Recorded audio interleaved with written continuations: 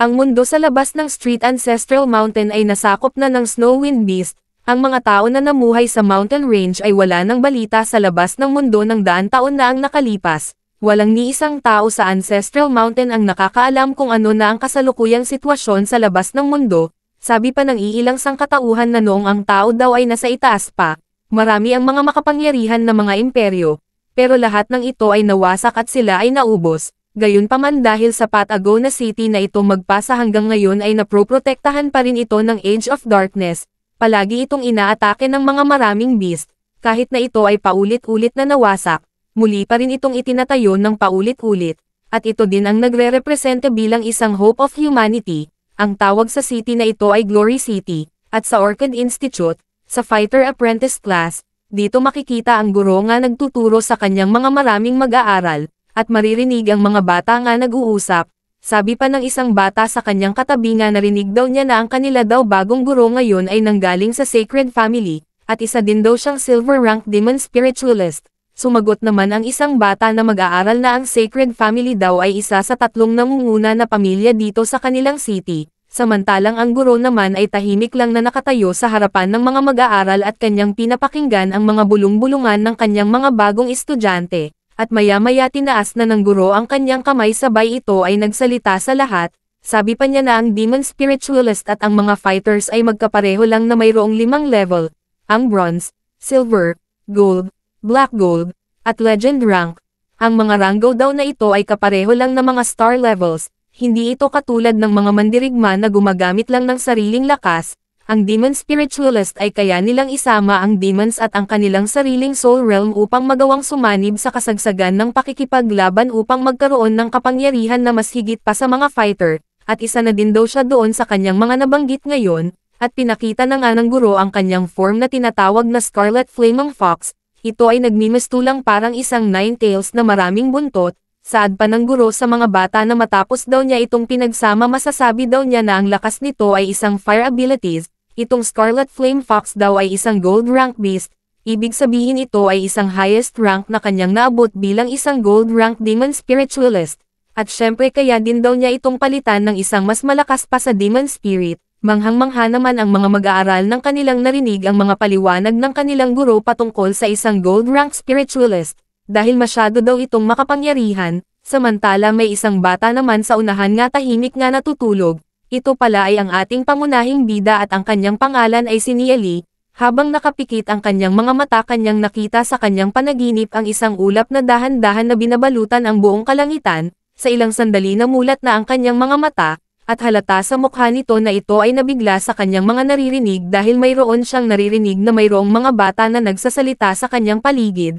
at napatanong na lang si Neely na kung nasaan na daw ba siya ngayon, at mas lalo siyang nagtaka ng pagtingin niya sa kanyang kamay, dahil bakit daw ito lumiit, at nang pagtingin niya sa kanyang harapan siya ay napanganga sa kanyang nakita, dahil nakita niya ang pamilyar na mukha ng kanyang guro, at agad itong napalunok ng kanyang laway dahil totoo daw ba itong kanyang nakikita ngayon dahil ang babae daw na nasa kanyang harapan ngayon ay si Shen Shu, at napasabi na lang si Neely na kung siya daw ba ngayon ay nasa Holy Orchid Institute, dahil dapat sa ngayon daw ay napapaligiran siya ng mga Sage Emperor at mga 6 Deity Beast, at naubos na daw ang kanyang buong lakas sa walang tigil na pakikipaglaban, pero bakit bumalik siya dito sa Holy Orchid Institute, o maaring siya daw ay pinanganak muli, at nagulat si Neely sa kanyang nakita at ito ay bahagyang natulala, dahil ang nasa kanyang tabi ay si Lu Piao at sa unahan naman ay si Duzi, na seryoso nga nakikinig sa kanilang guro, at nang pagtingin din ni Neely sa bandang harapan nakita niya ang isang pamilyar din na babae, dahil maging ang babae daw na ito ay nandito din. At nang dahil nakita niyang muli si Ye Zion,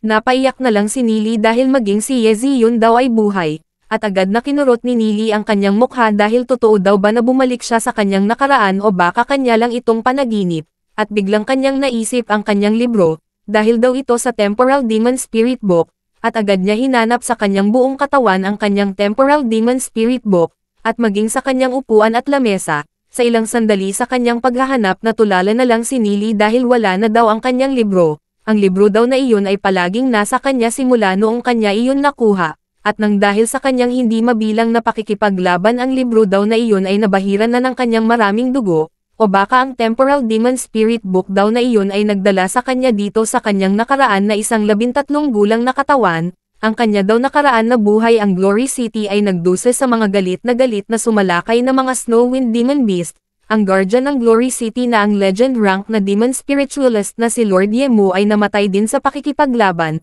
ilang libo lamang ang mga nakaligtas at sila ay sama-sama na tumakas patungo sa silangan doon sa Street Ancestral Mountains, at sa kasagsagan ng kanilang pagtakas ay marami din ang mga namatay, dahil doon napilitan siyang lumaban sa mga Snowwind Beast, upang kanyang protektahan si Yi Ziyon, kahit na gustong tumulong sa pakikipaglaban si Yi Ziyon ay kanya itong pinigilan para sa kanyang kaligtasan, at nang pagsapit ng gabi natapos na siya sa matinding pakikipaglaban agad siyang pumasok sa tent na kanilang tinutuluyan, kasama si Yi Ziyon na kanyang ginagamot ang kanyang mga sugat, at sa gabi din na iyon nagsimula ang kanilang pag-iibigan ni Yi Ziyon, at nang sumikat na ang araw naglakbay silang dalawa ni Yi Ziyon nang magkasama sa Endless Desert. Silang dalawa daw ay matatag sa kanilang paglalakbay at nagtatawanan ng magkasama na hindi batid ang panganib na kahaharapin, ngunit ang kanilang kasiyahan ay pansamantala lang, dahil noong isang araw sa kasagsagan ng kanilang paglalakbay, habang siya ay abala sa pagtingin sa kanilang unahan,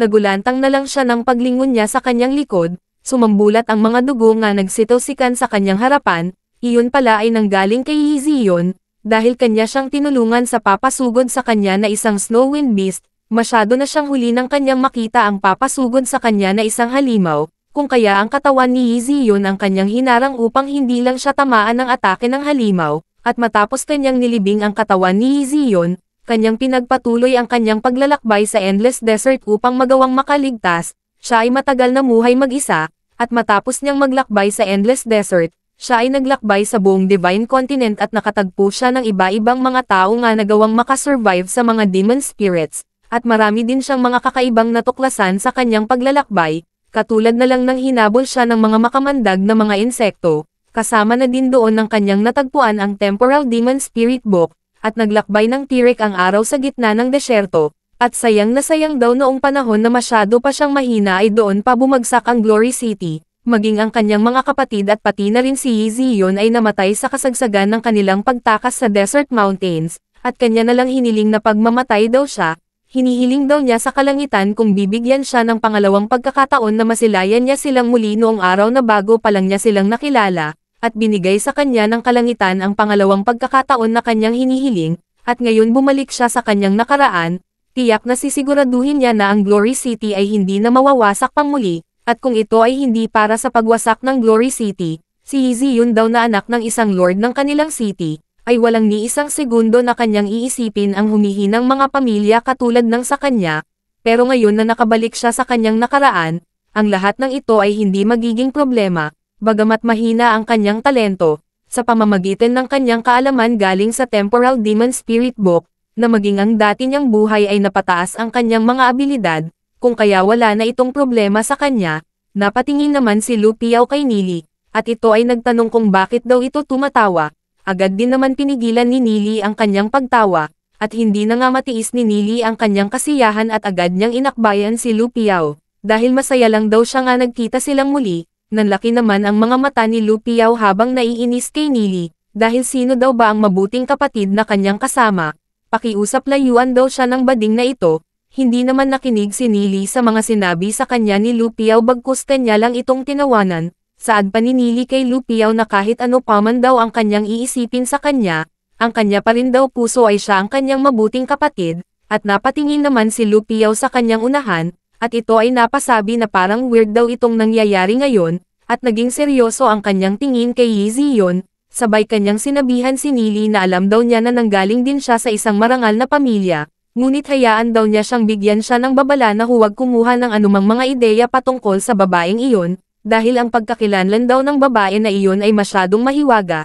simula noong nag-enroll siya dito sa kanilang paaralan, maging ang kanilang school principal ay naghanda pa sa kanya ng sarili niyang dorm, ngiting sabi naman ni Nili kay Lu Piao na iyon daw ay ang kanyang babae, bahagya naman na inis si Lu Piao sa mga sinabi sa kanya ni Nili dahil ano daw ba ang kalukuhan ang mga pinagsasabi nito, ayon naman ni Nili kay Lu Piao na kailan kaya tatanda ang munting babae na iyon na ganoon kakinang nakagandahan. At sa isip-isip naman ni Nili na kanya daw preprotektahan si Yi Ziyon at magkasama silang dalawa na tatanda sa hinaharap, napansin naman ni Yi Ziyon ang malagkit na tingin ni Nili sa kanya, at ito ay naiinis kay Nili. Sinusubukan daw ba siya ng batang iyon na bulihin? Kailangan niya iyon na turuan ng magandang lesson.